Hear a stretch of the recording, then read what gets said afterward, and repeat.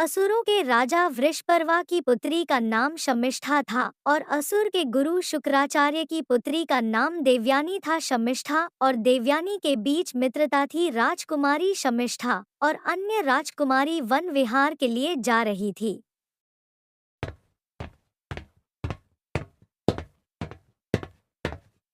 तो साथ में गुरु पुत्री देवयानी को भी साथ में ले लिया। हजारों सखियां वहां उपवन में टहल रही थी, जहां ढेर सारे सुंदर फूलों और फल से लदे अनेक वृक्ष लगे हुए थे।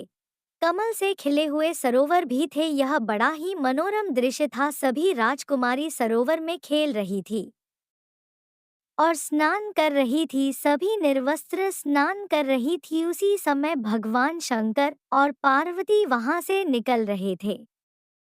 उन्हें देखकर सभी कन्याएं सकुच गई और दौड़ पड़ी। सभी अपने वस्त्र लेने के लिए शीघ्रता के कारण देवयानी के हाथ में शमिष्ठा का वस्त्र आ गया और देवयानी ने वही वस्त्र पहन लिया। यह देखकर राजकुमारी शमिष्ठा क्रोधित होकर कहा, तुम्हारी हिम्मत कैसे हुई मेरे वस्त्र पहनने को? मैं राजकुमारी हूँ और तुम एक पुरोहित की बेटी हो।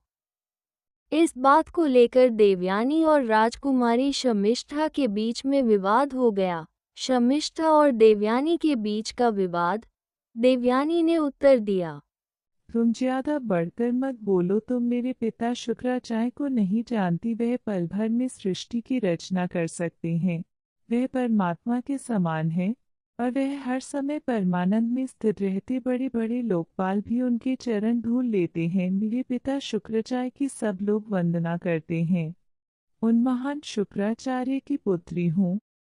क्या तुम्हें नहीं पता है?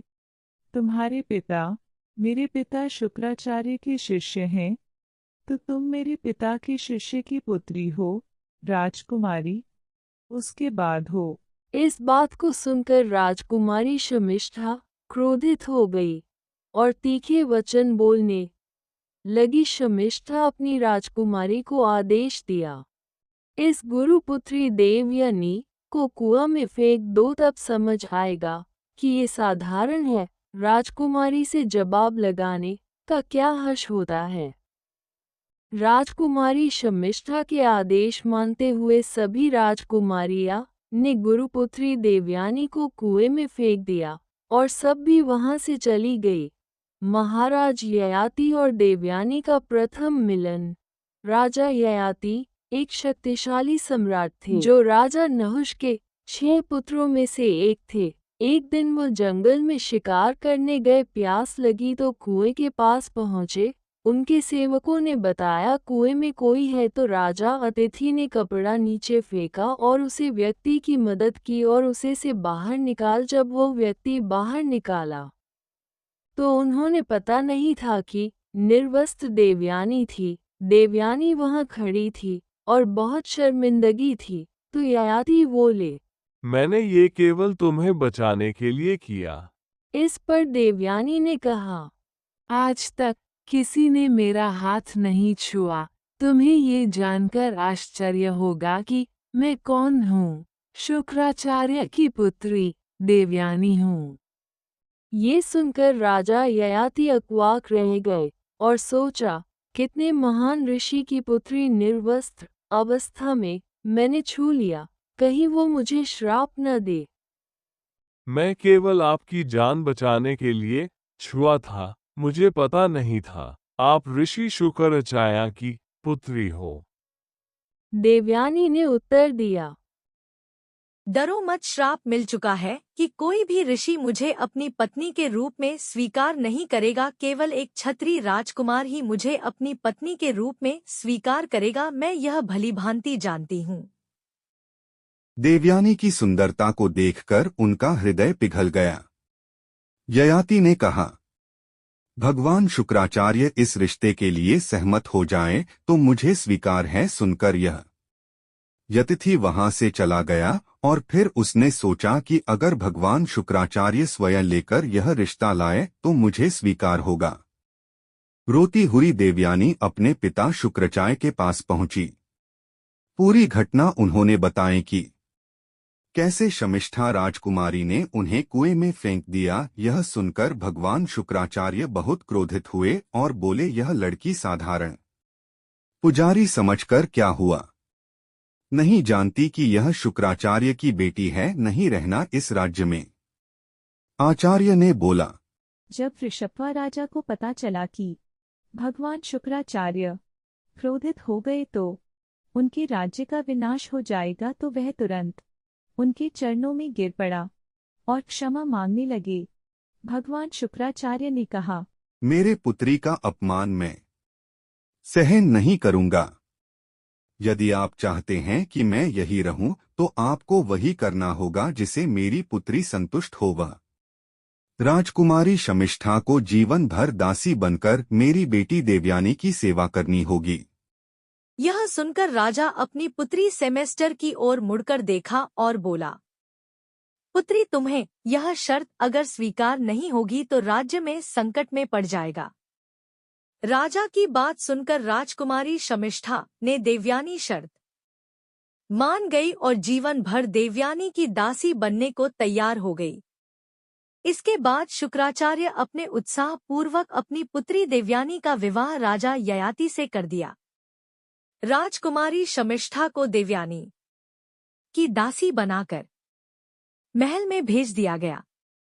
विवाह के दौरान देवयानी ने राजा अतिथि से कहा, एक बात याद रखना, दासी शमिष्ठा आपके करीब कभी नहीं आनी चाहिए। समय बीतता गया। एक दिन देवयानी गर्भवती हो चुकी थी। दासी शमिष्ठा ने राजा यतिथि को अकेले में बंदी बना लिया। उसकी चतुराई और कौशल का इस्तेमाल करके दासी शमिष्ठा ने राजा ययाति को अपने वश में कर लिया। यह सब इतना गुप्त रूप से हुआ कि देवयानी को इसकी भनक तक नहीं लगी। कुछ समय बाद देवयानी ने 2 पुत्र को जन्म दिया। सामिष्ठा ने राजा अतिथि से 3 पुत्रों को जन्म दिया। एक दिन देवयानी जंगल में घूम रही थी। उसने 3 राजकुमारों को राजसी चिन्ह में खेलते देखा। सोचा, राजा ययाति के तो 2 ही संतान हैं, यह लड़के कौन है जो राजसी चिन्ह पहने हुए हैं? देवयानी लड़के के पास गई और पूछा, तुम्हारे पिता कौन हैं? हमारे पिताजी राजा ययाति हैं और हमारी माता शमिष्ठा है। यह सुनकर देवयानी का क्रोध चरम सीमा पर पहुंच गया। क्रोध से भरकर देवयानी अपने पिता भगवान शुक्राचार्य के पास पहुंची। राजा ययाति भी उसके पीछे पीछे गए। देवयानी जब भगवान शुक्राचार्य के पास पहुंची तो उन्होंने पूछा, क्या हुआ बेटी? क्रोध में भरकर देवयानी ने उत्तर दिया, शांति ने मेरी आज्ञा का पालन नहीं किया। दासी समीक्षा गर्व से पुत्रों को जन्म दिया। पिताजी कृपया इसे दंड दीजिए। भगवान शुक्राचार्य ने पूछा, दिया जाए, इससे क्या दंड दे? देवयानी ने क्रोध में भरकर कहा, ययाति ने मुझे धोखा दिया है, शमिष्ठा से संबंध बनाया है, तो आप इसे दंड दीजिए कि ये वैवाहिक संबंधों के बंधन के योग ना रहे। देवयानी की बातें सुनकर भगवान शुक्राचार्य ने अपनी अध्यात्म शक्ति से राजा ययाति को तत्काल बूढ़ा कर दिया। ययाति बूढ़े और दुर्लभ हो गया तो ययाति ने देवयानी कहा, अब तुम खुश हो। तुम्हें यह सोचना चाहिए कि तुमने अपने ही पैरों पर कुल्हाड़ी मार ली। इसके बाद यह ययाति विनती की, सारी सुख से लिप्त होने के बाद भी मुझे कभी संतुष्ट नहीं मिली। संतुष्टि के बिना बैराग नहीं होता। कृपया मेरा बुढ़ापा वापस ले ताकि मैं जीवन का आनंद ले सकूं और संतुष्टि प्राप्त कर सकूं। यह ययाति की विनती सुनकर देवयानी क्रोध कम हो गया और उसने अपने पिता शुक्राचार्य से ययाति के बुढ़ापे को दूर करने का उपाय पूछा। शुक्राचार्य ने उत्तर दिया, यदि उसका कोई पुत्र उसे अपनी जवानी त्याग कर दे तो उसका जवानी वापस हो जाएगा। और पुत्र की जवानी उसे मिल जाएगी। यतिथि अपने बेटों से जवानी देने के लिए कहा, लेकिन 4 ने मना कर दिया। सबसे छोटे बेटे पूरे ने बलिदान दिया और अपनी जवानी अपने पिता को बदले में देने को तैयार हो गया। ययाति पुत्र पूरू के बलिदान से बेहद प्रसन्न हुए बोला, तुम्हारा बलिदान अमूल्य है, मैं तुम्हारा ऋणी रहूंगा। पूरू की जवानी प्राप्त करने के बाद ययाति 1000 साल तक शारीरिक भोगों में लिप्त रहे। बहुत समय तक भोग विलास में लिप्त रहने के बावजूद भी इच्छा पूरी नहीं हुई। भोग विलासों की लालसा और प्रबल हो रही थी। अंत राजा ययाति ने यह सबसे तंग आकर इन सब का त्याग कर दिया। उन्होंने सोचा कि मैं कितना गिर गया हूँ। अपने बेटे की जवानी खर्च करके भी मुझे संतुष्टि नहीं मिल रही है, बस अब और नहीं। उन्होंने देवयानी से कहा, क्या इस पृथ्वी पर कोई और भी है जो मेरी तरह भोगों का दास है? भोगों का मैं दास बन गया हूँ। अध्यात्म की भावना मुझसे दूर हो गई है, केवल भोगों में लिप्त हूँ। मैं अपने बेटे का जीवन भी ले ली, फिर भी मुझे कभी संतुष्टि का अनुभव नहीं हुआ। अब और नहीं मैं लिप्त होकर अपने पुत्र के 1000 वर्ष व्यतीत कर दिया, फिर भी भोग विलास का प्यास और लालसा बढ़ ही रही है। भोग विलास की इस इच्छा और प्यास का कोई अंत नहीं है। ईश्वर को साक्षी मानकर मैं निश्चय करता हूं कि मैं इन भोगों को फिर कभी नहीं स्वीकार करूंगा। ययाति ने अपनी जवानी अपने बेटे पूरू को लौटा दी और खुद बुढ़ापे को स्वीकार किया और बैराग भाव से भगवान के ध्यान में लीन हो गए। उन्होंने राजगद्दी अपने बेटे पूरे को सौंप दी और अपना राज्य त्याग कर वनवास का रास्ता चुना। वन में रहते हुए ययाति ने कठोर तपस्या की। कठोर साधना के माध्यम से उन्होंने सांसारिक शक्तियों परीक्षाओं का त्याग कर दिया। भगवान के ध्यान से आत्म साक्षात्कार और अपनी शरीर की शुद्धि के माध्यम से उन्होंने सर्वोच्च दीप अवस्था प्राप्त की और भगवान कृष्ण के दिव्या धाम पहुँचे।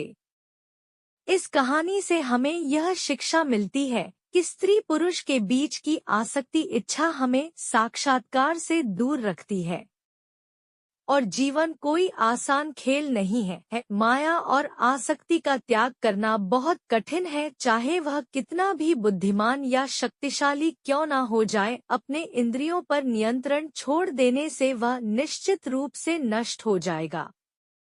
इसीलिए जो व्यक्ति निरंतर अपने मन में भगवान को बसाकर रहता है, उसे मुक्ति मिल जाती है। धन्यवाद।